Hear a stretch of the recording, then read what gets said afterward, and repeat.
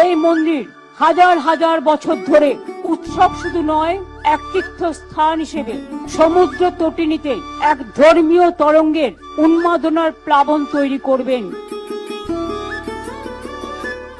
এই মন্দিরের ছবি এবং একটু করে প্রসাদ হলেও সামান্য সববার বাড়ি বাড়ি পৌঁছে দেওয়া সারা পশ্চিম বাংলায় এবং সারা ভারতবর্ষ যত বিখ্যাত মানুষ আছেন যারা ভালোবাসেন তাদের কাছে পৌঁছে দেওয়া।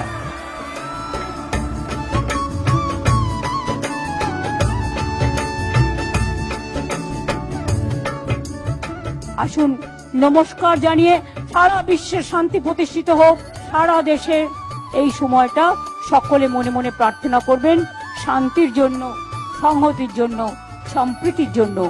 জয় জগন্নাথ।